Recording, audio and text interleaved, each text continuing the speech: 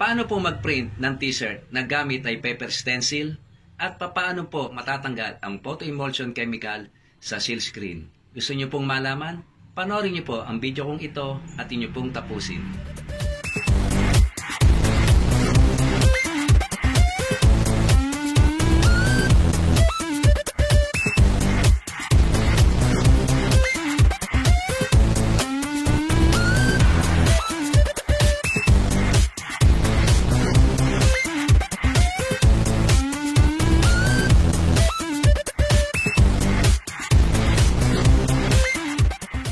Hello! Welcome to my channel, The Hustlers TV.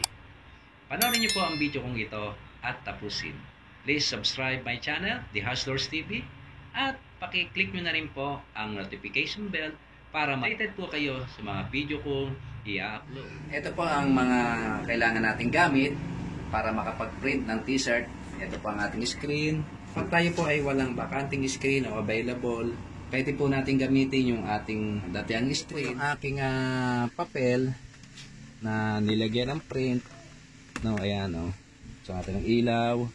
Ito pa yung isa, The Hustlers TV. So, okay natin yan gamit ang cutter. Kailangan din natin ng, kung wala kayong salamin, meron ganito kayong cutting board. Pwede nyo gamitin, no. Ang ipiprint nyo po ay marami, no. Ito pwedeng tumibay. Lalagay nyo lang siya ng clear tape. Tatapan nyo ng clear tape yan. Then pagka tape nyo, i-flat nyo lang ng gusto. Ano yun ng basahan para maganda dikit. Ukitin nyo. Pagka ukit nyo na ilagay nyo sa seal screen, pwede nyo pa siyang gamitin ulit kasi pwede siyang punasan ng basahan-basa. So kung papel lang gagamitin nyo, ito isang gamitan lang to, tapon na. Nakikita ko sa inyo kung paano ito ukitin, no? Tulad yan, in-example ko talaga yung mga numbers na merong gitna. Yan. Ayan, may letters na ganyan. Kung papaano yan, ayan, yung gitna. Ito, ang gitna na yan. At gitna na yan. So, papaano yan ititira? Ito po, panoorin nyo. So, ito para sigurado na matalas, iyaano nyo sa kuko nyo. Pagka dumudol sa ganyan, ibig sabihin, mapurol pa, uli nyo na lang yung dulo. Yan. Try nyo dito kung matalas na. Ayun, kapit na, no? Ibig sabihin matalas siya. So, simulan na natin ang pagkakat. So, kailangan talaga natin ito or either salamin, no? So, cut muna, puro diretso.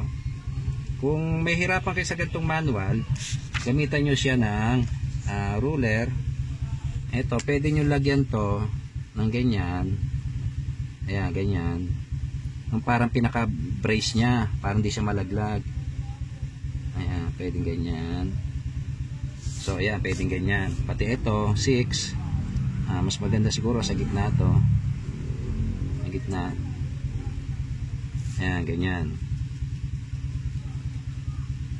So, ayan, ikakat nyo yan.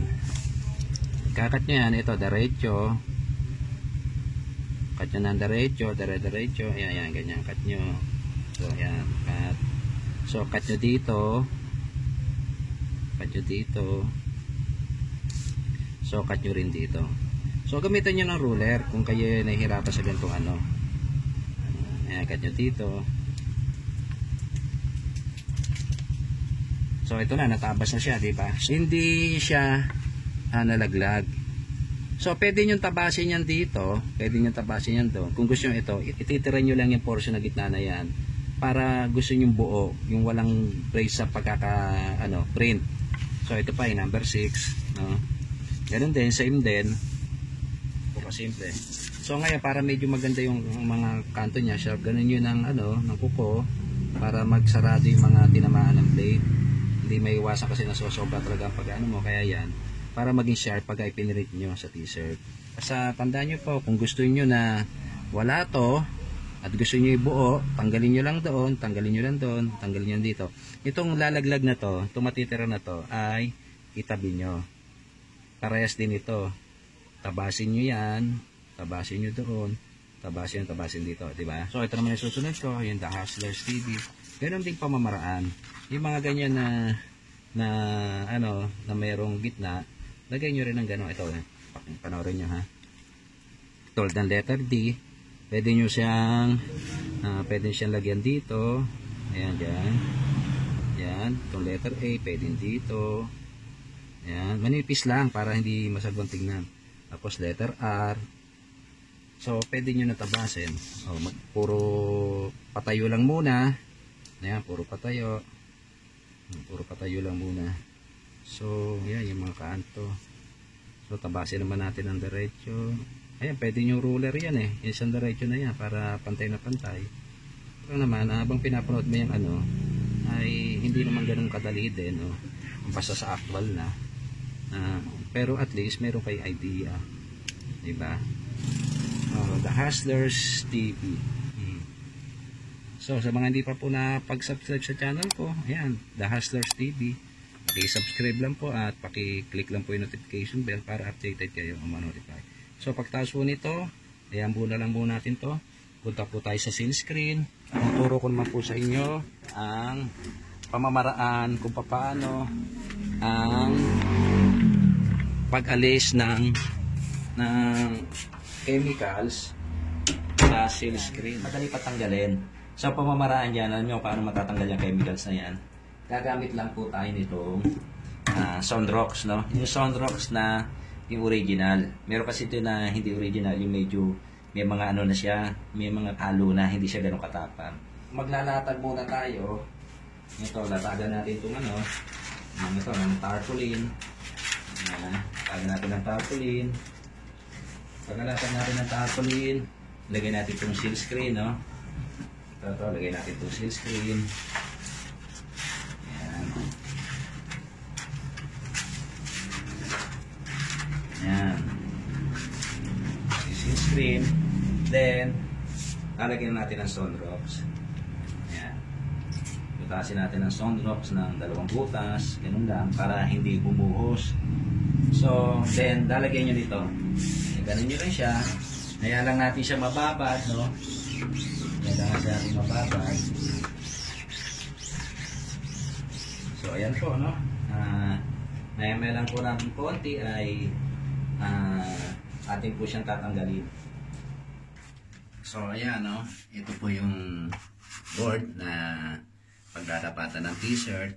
Ito po yari sa plywood or plyboard na 3/4. Pwede rin 1/2 para hindi gano'n mabigat. Mayroong foam sa loob kaya medyo malambot yan. Ang kapal ay 1/4 inch thickness, no? Foam yun, no? Sa loob. Bago nyo lagyan ito pang-upholstery. Kasi pag mag-paper rin kayo ng t-shirt na maraming kulay, ilalagyan pa to ng adhesive. May adhesive talagang ina-apply dito. Papahiran nyo to. Palet, kakaigin nyo ng paleta. Then patutuyuin nyo bago nyo ilapat ang t-shirt. So ilalapat nyo ng pantay yung t-shirt, kaya ganyan, medyo mamasaya na ganyan. So didikit nyo, hindi siya gagalaw. Pag nag-print kayo ng maraming color, hindi siya magbabago. Madali silipin ang release to. So ilalagay ko ng t-shirt.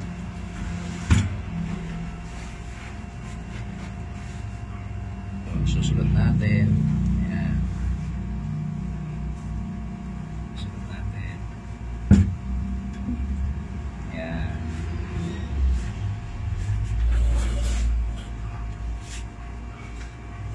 Ayan. Kuhanin lang natin ang sentro. Ayan. Nakuha nyo na yung sentro niyan. Saka natin iladapat ang screen dyan mamaya. Nadako lang muna tayo ulit sa screen. No? Ayan yung screen. No? Ayan, mukhang malambot na siya. So, tingnan natin kung malambot na. Ayan po. Ating basahan. Kasi malambot na. Ito po gamit yan. Sonrox lang po. Pag yan ay na tanggal na, bubusan nyo na siya ng tubig. Yan, basta pilitin nyo lang matanggal lahat. So yung mga portion naman na talagang medyo hindi yan ang matanggal, okay lang yan, basta siguraduhin nyo lang na malinis. Yung portion na lalagay nyo ng print o ng stencil, kailangan yung malinis. Hindi natitira pa. Yan. Teka lang. So pagka mayroong portion na hindi pa rin kaya, medyo matigas pa, lagyan pa natin ulit ng Sonrox. Ito, may portion na. Yun. Ayan. So, para sigurado na malinis ang screen. Kuhanin nyo lang yung mga luma yung screen, at kung hindi pa naman katatagal at kaya pang burahin, yan po. Dahil baka mamaya nasaraduhan kayo ng bilihan. So may mga pamamaraan, no? So ayan, ito isang technique, Sonrox.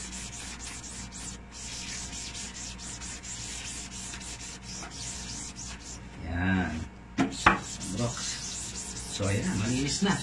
So babalawan ko na ng tubig. Ayan, hanggang na siya. Diba? Simple lang, no? Wala na yung ano niya. Linis na ulit. Diba?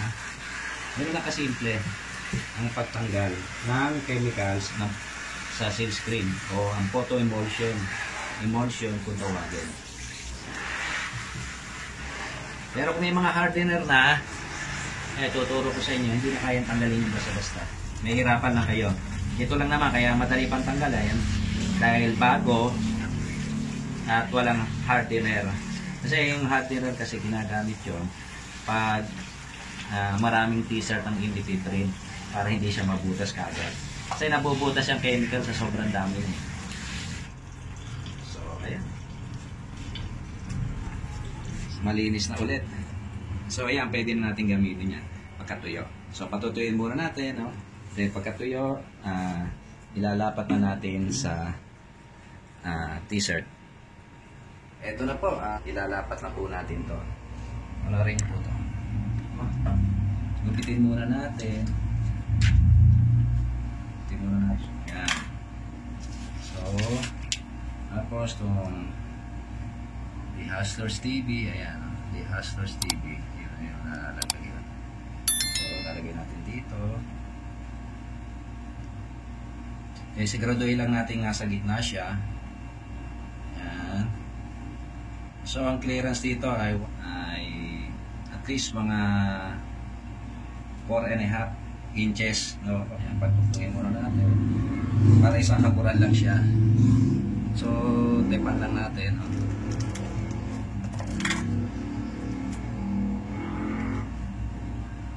Ayan. Pilitin na pantay sila. So, ayan. Pandan po natin. Ito yung mga pamamaraan na kung wala tayong chemicals at ilang t-shirt lang naman natin ipiprint, pwede na to. So, bago natin ilapat to, lagyan muna natin ng tape.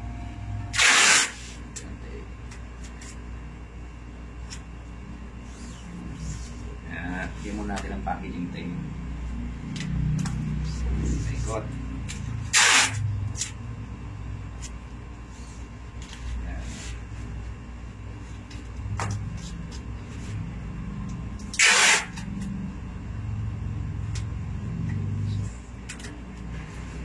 Ayan. So, ayun na. So, ito mga, kailangan pantay ito. I-double check nyo, no? Kailangan pantay. Ayan, kailangan pantay yan. Ito. Double check nyo ito. Baka mamaya yung mga panloob ay sumabla ito karoon dito. So, ilapat nyo na ngayon to. Pagkalapat nyo, siguraduhin nyo lang na walang lusot. Yun. So, ayan. Basta siguraduhin nyo lang na walang butas. So, ayan. Wala ng butas. Kukuha na tayo ng pintura. So, kaya rin natin gagamitin. Ito yung squeegee. Napakaluma na ng squeegee ko. Kahoy pa. Meron talagang magagandang klase nitong squeegee. No? So, pero pwede na rito kasi ito sa to lang. Ilang taon na ang binibino ito. Hindi lang siguro mga 10 to 20 years na siguro edad nito. No? So, ito yung pintura. Kung tawagin ito ay wet look black. Maraming klase ng pintura. May mga super black, yung textile pen, may emboss. Yung emboss na tinatawag pagka pinalansya, umaalsa. Maraming klase, no? Merong flat lang, yung hindi makintab. Merong illuminous. Pero ito ay wet look black. Gawa to ng J&J Virgo. Pero isang magandang brand na may kamahalan lang, mas mahal dito, yung Antulco. Pero the best. para sa akin o sa mga ibang mga kagaya ko na nag-print ng t-shirt, tool ko talaga is the best. Okay, itong J&J Virgo, siyempre may kamurahan lang. Matibay rin naman siya kasi matagal ko na rin itong kasama sa pag-print. So ayan na, no? Print na natin para makita nyo kung paano mag-print. Kaya laking bagay rin ng YouTube dahil sa mga ganito, may session mo yung mga dunong o talent. So lagyan na natin ang pintura. So double check ulit baka mamaya may mga lusot, may lumusot sa t-shirt. So ito, lagyan lang, pala na kayo kung saan nyo gusto lagyan ng pintura. Malalaman nyo naman yan pagka kayo malimit na magtatap. Kayo na rin mismo makaka-discover nyan. So ayan, das pag na yung aking ganito na mahaba na dapat isang hagod lang yan, mas maganda. May mahaba ka talaga. So ito, may iksi-iksi lang. Pero depende na sa hagod. So hagurin na natin. So ang tamang hagod, haguran nyo muna ng magaan kasi baka masira yung papel. So magaan lang, halos nakapatong yung pintura. So pag utilitin yung ganyan, so medyo i-press nyo ng alalay na press lang. Yan, alalay na press. Huwag nyo ibalik-balik kasi may tendency na masira yung papel. So dahan-dahan natin angatin. Dahan-dahan natin angatin. So ayun. Okay, di ba? Then lagay natin ulit to yung excess na pintura sa lalagyan. So ayan, hagurin ko na natin to.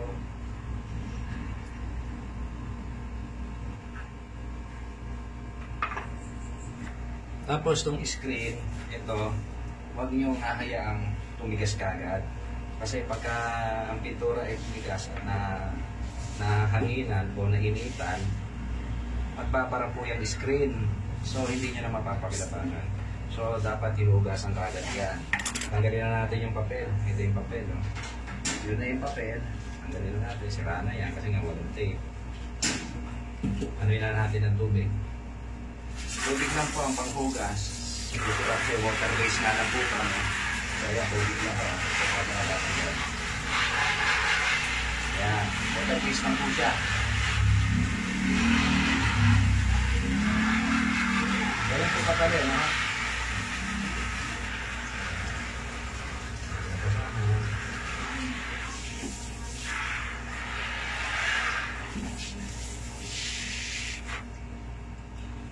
So yun, malinis na ulit.